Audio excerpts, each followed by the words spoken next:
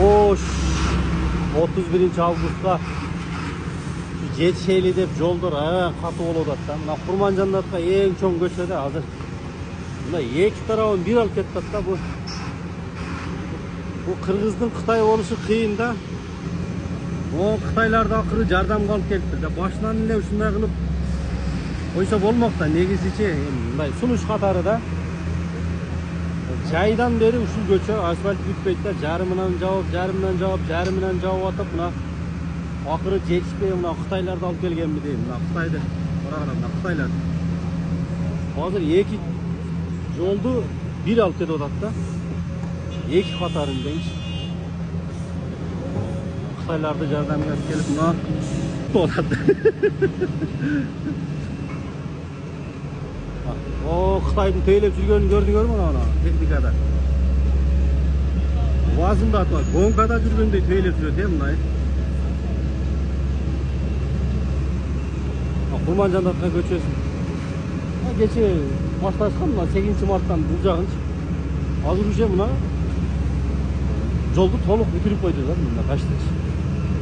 Башынан эле ушинтип целый жолду жаап туруп эле ушинтип биринчи слоюн, экинчи слоюн кылып басып койсо болбой эле башка жолдорду деле кошуп. Азыр мына Араванскийде вообще невозможно болуп атат. Навай көчөсү бүтүп калды.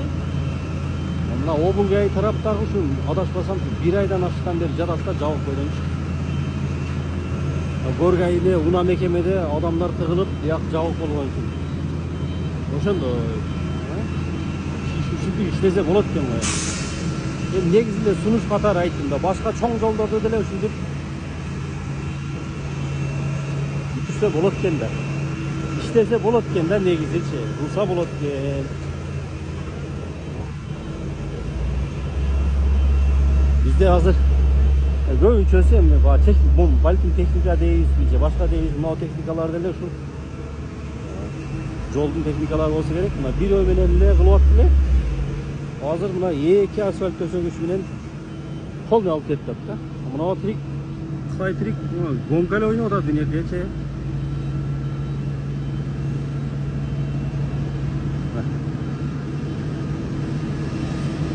Тегиз ода. Болот экен да ушул.